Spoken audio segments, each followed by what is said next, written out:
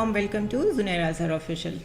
Viewers, international media पे इस वक्त जो चीज़ सबसे ज़्यादा डिस्कस हो रही है वो है चाइनीज़ प्रेसिडेंट शी जिनपिंग का दौरा है सऊदी अरेबिया. और इसकी एक बैकग्राउंड है. सऊदी अरेबिया के अमेरिका के साथ बहुत पुराने ताल्लुकात हैं.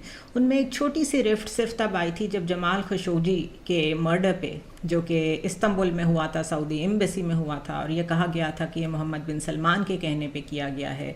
तो ह्यूमन राइट्स की बेसिस पे यूनाइटेड स्टेट्स ने काफ़ी हद तक लिमिटेड कर दिए थे अपने relationships with kingdom of Saudi Arabia. लेकिन जब यूक्रेन वॉर शुरू हुई और प्रेसिडेंट बाइडन ने कोशिश की कि रशियन ऑयल पे सैंक्शंस लगाएं, तो यूरोपियन कंट्रीज़ ने उन सैंक्शंस को मानने से इनकार कर दिया, क्योंकि उनको अपने लोगों के लिए कहीं और से इस प्राइस पे ऑयल नहीं मिल सकता था. ना सिर्फ ये कि वो उनको उस प्राइस पे नहीं मिल सकता था, बल्कि एक ऑलरेडी एग्रीमेंट्स हुए हुए हों तो उन एग्रीमेंट्स को छोड़ के किसी और तरफ जाना उस यूरोपियन कंट्रीज़ की इकॉनमी के लिए भी बहुत बड़ा मसला था. इस मसले को सामने रखते हुए प्रेसिडेंट बाइडन ने अपने ह्यूमन राइट्स के स्टांस को एक तरफ रखा और दौरा किया सऊदी अरेबिया का. वहाँ जाके in the words of international media कि president Biden begged the Saudi Arabia कि आप अपनी ऑयल प्रोडक्शन बढ़ा दें ताकि यूरोपियन कंट्रीज़ आपसे ऑयल ले लें और रशिया से ऑयल ना लें. मोहम्मद बिन सलमान ने और ओपेक कंट्रीज़, जो कि ऑयल प्रोड्यूसिंग कंट्रीज़ हैं, उन सब ने मिल के कहा कि हम इस मामले में अमेरिकन अथॉरिटेरियनिज़म को बिल्कुल नहीं मानेंगे. हमारे अपने एक लेवल्स मेंटेन्ड हैं ऑयल प्रोडक्शन के जो हमें सूट करते हैं और जिस पे हमारे एग्रीमेंट्स हुए हुए हैं दुनिया के साथ, हम उसी पे चलेंगे. So in other words, OPEC countries, Saudi Arabia भी उनमें आता है, और ओपेक प्लस की अगर हम बात करें तो रशिया भी उसका हिस्सा है. उन सब ने यूक्रेन वॉर में प्रेसिडेंट बाइडन की जो पॉलिसी है उसको फॉलो नहीं किया. इस चीज़ का बहुत गुस्सा है प्रेसिडेंट बाइडन को, और उनका तकरीबन ये जो जुलाई 2022 का दौरा है सऊदी अरेबिया था, ये तकरीबन नाकाम कंसिडर किया गया. वहाँ पर जब वो मुख्तलिफ़ जगहों पर बातचीत कर रहे थे तो उनका ये एक सेंटेंस बड़ा मशहूर हुआ था कि we will not walk away and leave a vacuum for countries like Iran, China and Russia. ये याद रखें कि ईरान, चाइना एंड रशिया की वो हमेशा इसलिए बात करते हैं कि उनके ख्याल में ना सिर्फ ये एक थ्रेट हैं टू द वर्ल्ड, बल्कि ये एक अथॉरिटेरियन रिजीम्स हैं. इसके अलावा ईरान जो है, क्योंकि वो डायरेक्ट ख़तरा है इसराइल को, इसलिए इसराइल के प्रोटेक्शन के लिए ईरान को अपना राइवल बनाया हुआ है यूएसए ने since a very long time. Russia के साथ we all know world war 2 के बाद से एक राइवलरी चली आ रही है यूएसए की, और अब उसमें चाइना भी शामिल कर लें, क्योंकि चाइना के साथ 2016 से जो ट्रेड वॉर चल रही है वो भी तकरीबन एक कोल्ड वॉर ही है. तो सऊदी अरेबिया ने और चाइना ने जो जवाब दिया इन सारे मामलात में प्रेसिडेंट बाइडन को, वो तकरीबन नो था, या in the words of Imran Khan, absolutely no था. केएसए ने, किंगडम ऑफ सऊदी अरेबिया ने बड़ी स्ट्रेटेजिक स्टेटमेंट दी. उन्होंने ये कहा कि we will not choose sides just because US is lecturing us on human rights. उसके अलावा उन्होंने कहा yes we will continue to do business with US as well as with the other countries. और उसमें उन्होंने कहा कि आपको भी हमारी उतनी ही भी ज़रूरत है जितनी हमें आपकी ज़रूरत है. और उसमें गिनवाते हुए मोहम्मद बिन सलमान का कहना था कि ऑयल की वजह से यूएसए को हमारी ज़रूरत है, ईरान क्राइसिस या ईरान को निपटने के लिए हर मामले में हमारी हेल्प चाहिए, क्योंकि एक तरीके से कॉमन एनिमी है ईरान सऊदी अरेबिया का और यूएसए का. मिडल ईस्ट में अगर अपनी डोमिनेशन रखना चाहता है यूएस, तब भी हमारी ज़रूरत है, यानी सऊदी अरेबिया की ज़रूरत है यूएसए को. और इसके अलावा अगर इसराइल की प्रोटेक्शन आपका अल्टीमेट एम है और आपने बाकी जितने भी अरब कंट्रीज़ हैं उनसे आपने आहिस्ता आहिस्ता एक्सेप्ट कराना है इसराइल को और उनकी प्रोटेक्शन को गारंटी कराना है, तब भी आपको हमारी ज़रूरत है. सो इन दोनों गेम्स में, जिसमें आपको भी हमारी ज़रूरत है और हमें भी आपकी ज़रूरत है, हम इसी तरह चलेंगे. We will not take sides. और प्रेसिडेंट शी जिनपिंग जो हैं, उन्होंने मीनवाइल ये किया कि जब सऊदी अरेबिया के साथ पूरी दुनिया ने बायकॉट किया हुआ था 2019 में, اس وقت انہوں نے بہت سپورٹیو رول پلے کیا محمد بن سلمان کو انٹرنیشنل سٹیج پہ جگہ دینے کے لیے. سو اس کو یہ سمجھنا کہ یہ ایک دم سے کوئی اوور نائٹ فنومینا ہے کہ چائنا اور سعودی عربیہ ایک دوسرے کے اتنے قریب آ رہے ہیں، یہ ٹھیک نہیں ہے. چائنیز مائنڈ سیٹ ہمیشہ بہت 30 years 40 years long term planning کرتا ہے اور ہمیشہ انویسٹمنٹ کرتا ہے، انیشیٹیوز دیتا ہے، اور ایسے ٹائم میں لوگوں کا، ملکوں کا ہاتھ تھامتا ہے، ان کو سہارا دیتا ہے جس وقت باقی دنیا نے ان کا بوائیکاٹ کیا ہوتا ہے. کچھ لوگ اسی کو ان کی ایک بہت ہارڈ لائنر پالیسی سمجھتے ہیں کہ یہی وہ ڈیٹ ٹریپ ہے، یعنی کہ قرضے میں جکڑ لینا غریب ممالک کو، اور کچھ لوگ اسی کو چائنیز ڈپلومیسی کہتے ہیں کہ وہ اتنی کولڈ ہے اور اتنی سلو ہے کہ باقی کنٹریز کو جو کہ یو ایس جیسے ہیں یا یورپ جیسے ہیں جو کہ بہت جلدی ری ایکٹ کرتے ہیں، ان کے مقابلے میں یہ جو ان کی ڈپلومیسی ہے یہ بہت سلو لیکن بہت افیکٹو ہوتی ہے. سو جیسے میں نے پہلے بتایا کہ ایک یورپین کانفرنس کے موقع پہ پورے انٹرنیشنل ورلڈ سٹیج پہ محمد بن سلمان کو بہت امبیرس کیا گیا. اگر آپ آرکائیوز میں دیکھیں تو آپ کو وہ فوٹیج مل جائے گی جس میں جب سب لوگ، سارے ورلڈ لیڈرز ایک سٹیج پہ اکٹھے ہو رہے تھے فوٹوگراف کے لیے، تو محمد بن سلمان سے کسی نے ہاتھ بھی نہیں ملایا تھا، اور سٹانس یہ لیا تھا کہ جمال خشوگی کے قتل کی وجہ سے یہ ایک اتھارٹیرین رجیم کا ریپرزینٹیٹیو ہے تو ہم ان سے ہاتھ نہیں ملائیں گے.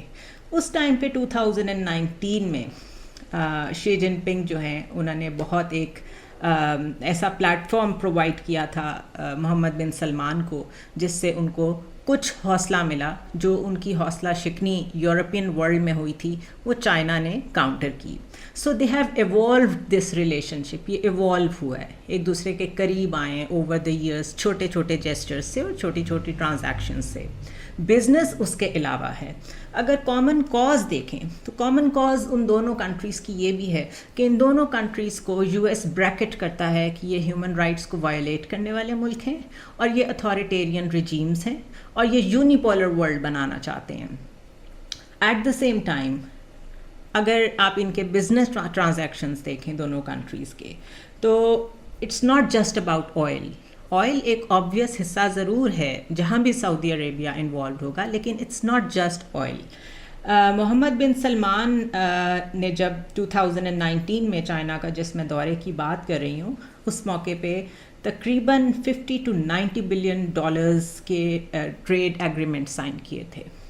اس کے علاوہ military drones, 5G technology, infrastructure, اور اس کے علاوہ China is Saudi Arabia's biggest trade partner. China is the biggest importer of oil and we all know کہ 20% of world oil is exported by Saudi Arabia.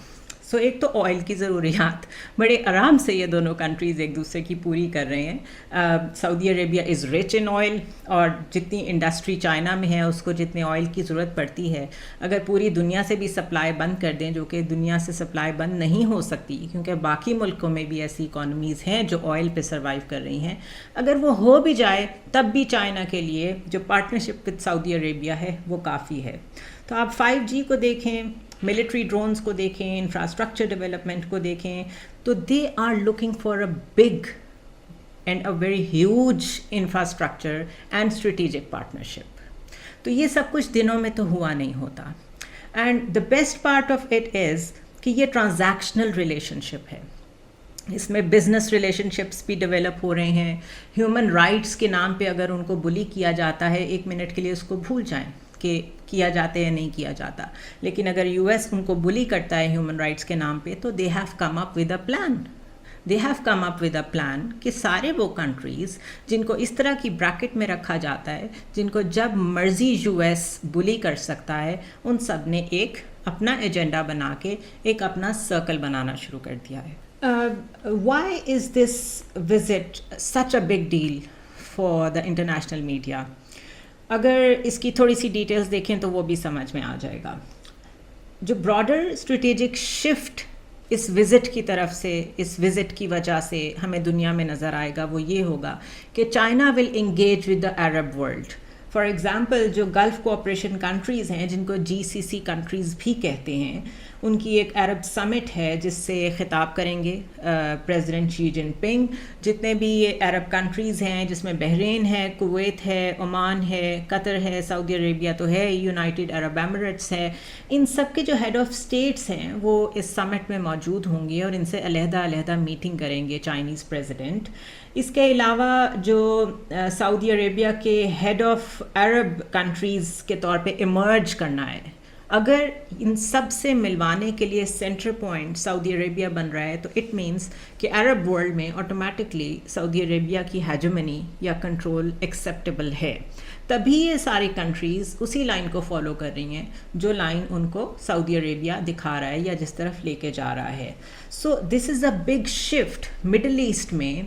जो अमेरिकन पॉलिसी पिछली 2-3 दहाइयों से चल रही थी, पूरा मिडल ईस्ट तबाह हो गया। हमने सीरिया की हालत देखी, लेबनान की देखी, उस सब में सऊदी अरेबिया वाज बिहाइंड या बिसाइड यूनाइटेड स्टेट्स।